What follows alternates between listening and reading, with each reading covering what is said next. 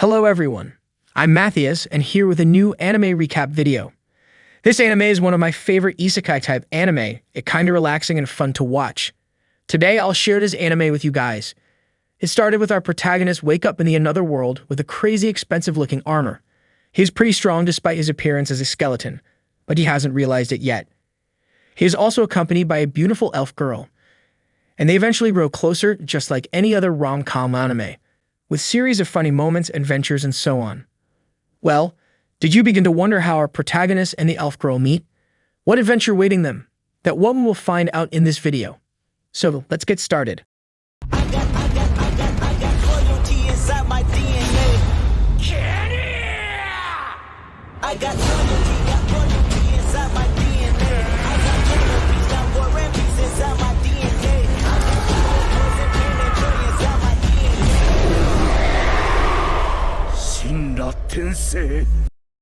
When our protagonist awakens, he finds he is trapped in a fantasy world that appears to be like a game. As a big gamer, he concludes from his belongings that he is transformed into a game's character. Ark, a knight cursed with a curse that turned into a skeleton, seems like. He soon discovers that, in addition to his knightly skills, he has access to other S-tier abilities in this world. Ark decides to become a mercenary to make money in order to survive in this world. Before becoming a mercenary, he must first hunt 3 monsters in exchange for a mercenary card. Ark accomplishes the hunting mission quickly. On his way back to the mercenary guild, he encounters a gang of bandits who are harassing a rich girl and her maid. Ark is kind, therefore he cannot bear seeing the girls abused, so he assists them and kills the bandits. He also offers to escort the girls back to town, and he took the bandits' goods with him before leaving. When Ark returns to the city, he trades the monsters for his mercenary card at the mercenary guild. The guild's head informs Ark that one of the creatures has a magical stone hidden in its corpse and hand it to him. The magic stone is the most valuable part of a monster and can be used to create magical items and weapons. Ark's first mission as a mercenary is to escort a little girl to pick up medicine from the forest. The girl named Marka. In his way, he found a small wounded fox, and he uses his skills to save him. Soon after, he named him Panta. Panta, a little spirit fox, has since become Ark's pet. Ark and the girl continue their journey deep in the forest, then attacked by a ferocious giant lizard. This lizard monster is not only strong, but also can spray poison from his mouth. Ark carries the girl to a safe location before engaging in a battle with the monster. While defending himself with his shield, Ark quickly slays the gigantic lizard with his sword skill. Ark notices the monster is wearing a strange magical ring on its foot at this time. Ark wants to enjoy his adventures after killing that monster and decides to take on some challenging missions. For example, he wants to fight the bandits in the mountain, but he easily kills them once again. When Ark walks out with the bandit's gold from the cave, a beautiful elf mistakes him as a bandit and attempts to kill him.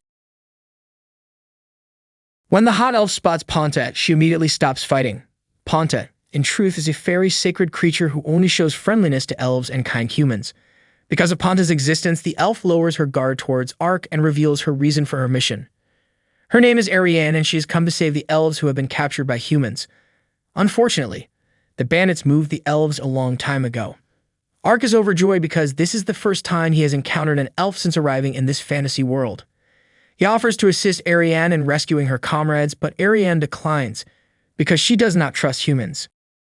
Ark becomes concerned after Ariane leaves and searches for leads. He comes across Ariane in the forest where the elves live. At the time, she was fighting a group of elf smugglers who soon realize they are no match for Ariane and threaten her with elves they have captured and ask her to lay down her weapons. Ark casts a spell that instantly overwhelms the smugglers when Ariane was at a disadvantage. He also saves the trapped elves. At the same time, Ariane was surprised that Ark not only has healing magic, but he also rescued the imprisoned elves. This type of magic, according to Ariane, can only be learned by a deity. Ariane lets down her guard after realizing that such a strong man is taking the effort to help her, and she asks him to help her free the other imprisoned elves. Ark's heart was moved by Ariane's beauty, and he has made it his mission to assist her. At Ariane's instruction, Ark meets with Danka, an elf warrior, in the bar to discuss tonight's battle. Later that night, they show up at the fortress location. When Ark hears that Danka plans to launch an attack on the guards, he quickly rounds up the 2 elves and makes his way into the fortress by using his dimensional step skill. Danka is shocked and realizes that he has been underestimating Ark's power. They separated to investigate potential hiding spots for the elves. Unexpectedly, while investigating the fortress, Ark discovers a great number of bodies, all of whom appear to have been killed at once. In the midst of Ark's confusion, he is suddenly attacked with Ninja Star. Ark comes to realize that the attacker is a ninja based on his outfit. Since Ponta, who is standing next to Ark, is usually friendly with elves, the ninja believes that Ark comes to save the elves. The ninja hands Ark a document on trafficking slaves and reveals the location of the elves' prison. Ark follows the ninja's instructions and soon locates the kidnapped elves. The paper also reveals that 2 additional elves are currently imprisoned in the Lord's castle. Apparently, the ninja is not just friendly to the elves, but also shares the same enemies. The elves are then sent home by Denka, while Ariane and Ark carry on with their rescue mission. This time, Ark and Ariane sneak into the Lord's castle with the help of Ark's dimensional step skill. The Lord is about to physically abuse 2 young elves in the bedroom. Ariane gets there just in time to unleash her special ability on him. The 2 saved elves got their revenge on the Lord. The sound of the Lord screaming spreads around the castle, drawing the guards with them in a hurry. The elves use the chaos to their advantage and make a breakaway from the castle. Meanwhile, Ark, who has been observing the battle, sets out to find the Lord's treasure. An explosion shakes the castle and Ark, carrying Ariane and the treasures, quickly casts Transfer Gate skill and escapes. They aren't the only ones who manage to get inside the castle, it seems. A ninja they've met before sneaked into the castle too. After saving the elves, Ariane invites Ark to the elf village in the hopes of forming a long-term alliance with him. Since Ark is aware that the elves do not welcome foreigners, he is worried that if Ariane finds out he is actually a skeleton, she would turn on him.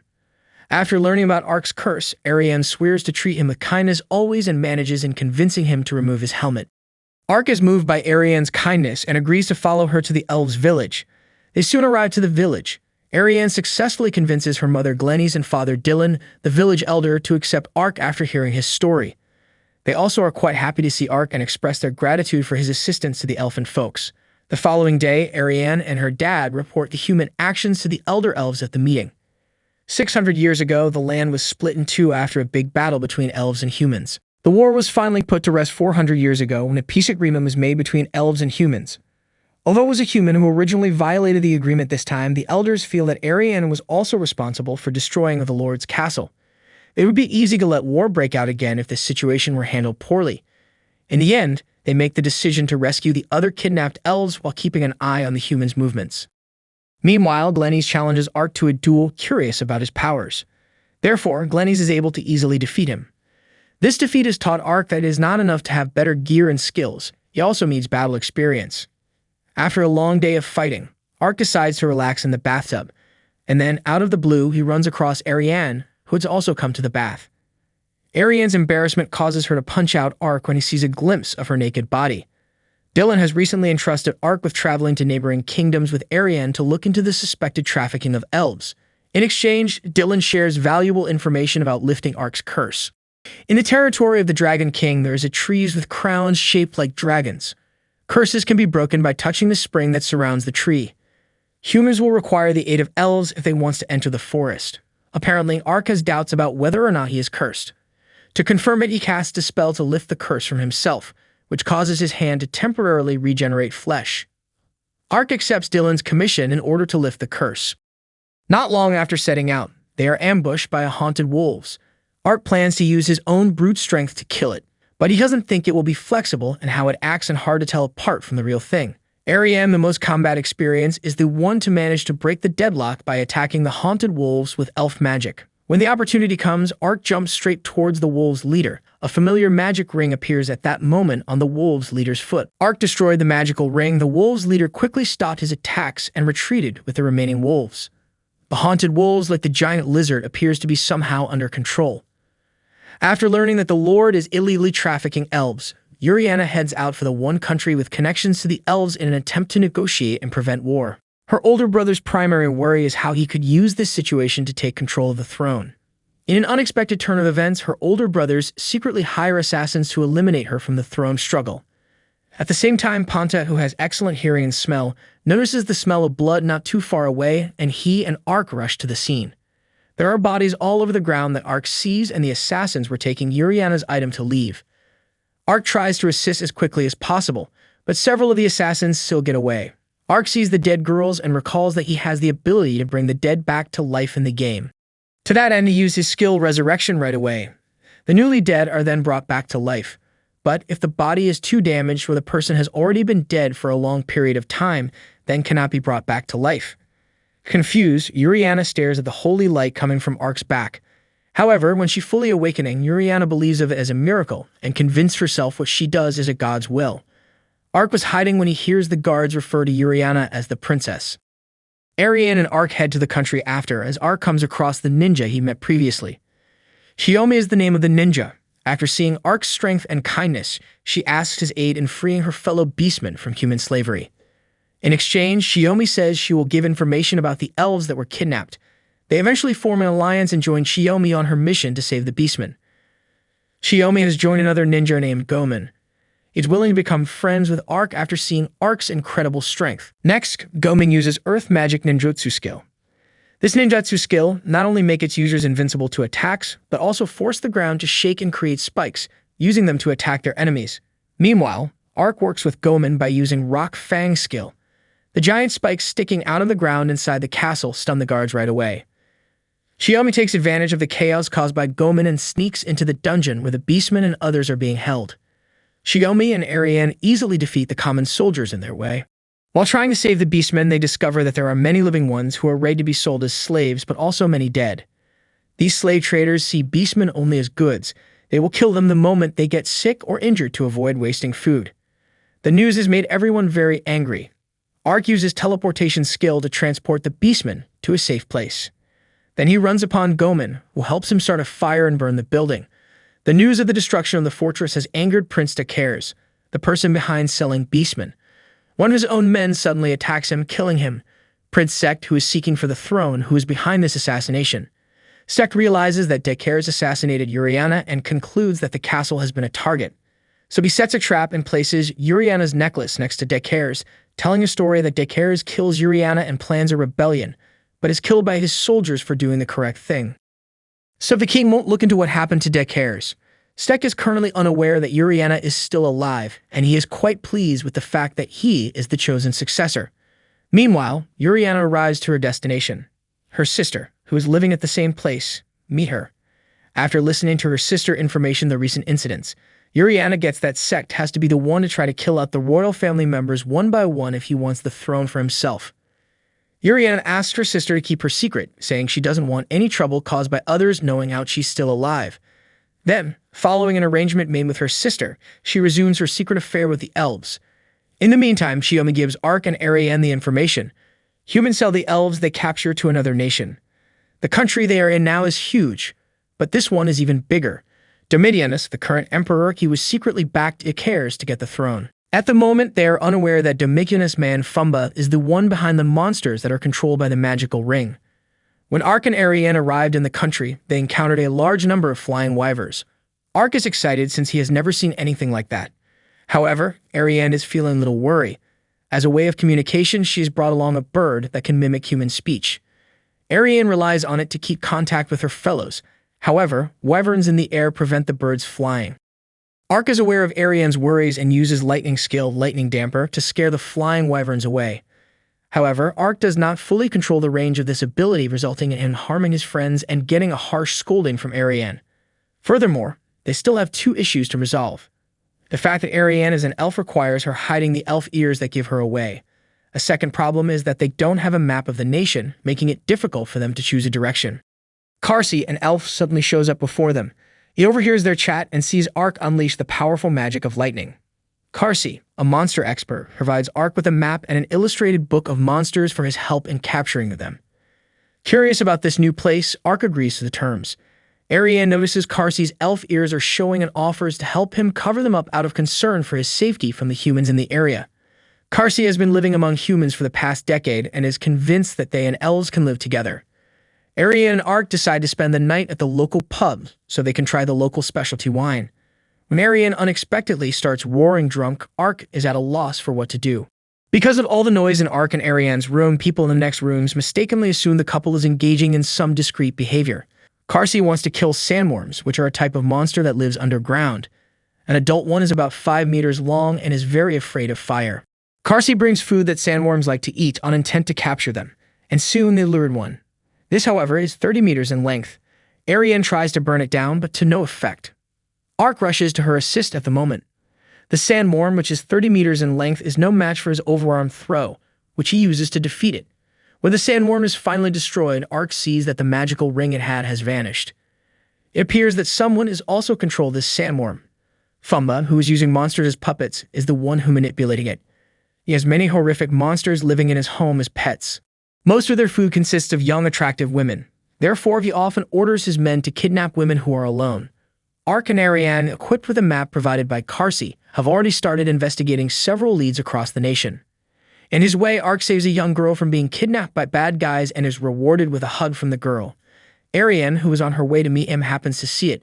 She's definitely jealous if she did say anything around Ark, and ends up leading him to where the elves are hiding.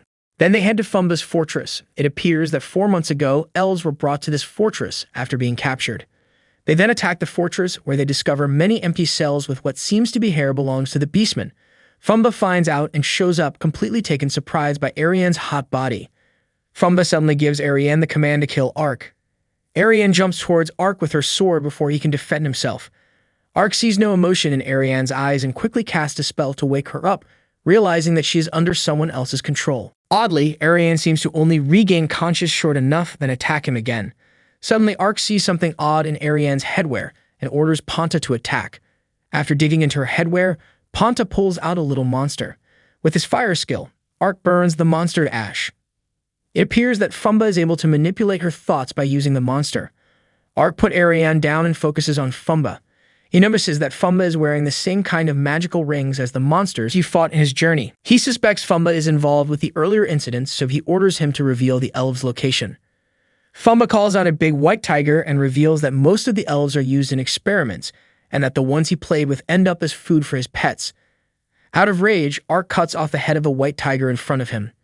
Fumba sees the threat and quickly summons additional monsters to fight with Ark, but they are easily defeated. So Fumba starts looking for ways to let the monsters attack Ariane. Xiaomi appears just in time to prevent the monsters.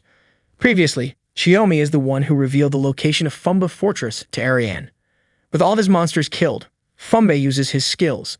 The ground inside the fortress shakes suddenly, as if something were coming from the ground. Ark quickly uses teleportation magic to transport his friends away from the fortress. The ground opens up as a Hydra appears. Ark realizes right away that this is the game's high-level monster, one that is capable of powerful spells and rapid regeneration. They were on shock when the Hydra attacked them. It would have been impossible to defend against the attack if Ark didn't have such a high-level shield. When Ark was fighting the Hydra, Ariane, who is slowly recovering, decides to attack Fumba with Xiaomi. This battle is far more intense than any of Ark's previous fights. Whatever magic he uses, the Hydra is able to use its super regenerative powers and regain its strength. Ark can summon Ifrit using his skill. It is a high-level demon with the size of a Hydra. Ariane and Xiaomi find Fumba's hiding place on the other side of the battlefield. Xiaomi has done a lot of research on Fumba's power and destroys the totem on his body, look like a tattoo in his back. It seems that Fumba uses the totem to control the monsters. His attitude changes after losing this power, and he humility begs for mercy, claiming that he was only following the Emperor's orders. Ariane simply ignores it and uses magic on Fumba for the dead elves with fire. While Ariane completes her revenge, Ark's battle is nearly over too. Ifrit is simply too powerful for Hydra. It has been beaten and is running in all directions. Ark does not allow it to flee, throwing the Hydra into the air, and Ifrit uses the opportunity to use the flame, reducing the Hydra to ashes. Ifrit, who was fearsome earlier, immediately becomes a pet and waits by Ark's side until the summoning timer expires. When Xiaomi sees Ifrit, she is shocked and started to admire Ark's strength. Soon after, Ariane's bird brings her information from the folks. Meanwhile, Uriana meets with the elf leader Fangas and promises to assist in the rescue of the other kidnapped elves. It reminds Ariane of what Karsi said, and she wonders if humans and elves can truly live together peacefully. In fact, Ariane's message isn't the point of this meeting. Uriana wishes to gain the support of the elves in addition to keeping the peace. Her brothers had the backing of 2 different nations, both of which had split off after the Great War between elves and humans hundreds of years ago, according to their conversation. They'd never been kind with elves. Sect will most likely inherit the throne after Dekares dies, and the country that backs Sect for the throne is hostile to the elves. Uriana promises to defend the elves as long as they assist her in obtaining the throne. Fangas agrees to work with Uriana after considering the benefits and disadvantages. Skeleton Knight in Another World is a really funny and relaxing isekai anime with some good action scenes thrown in as a bonus.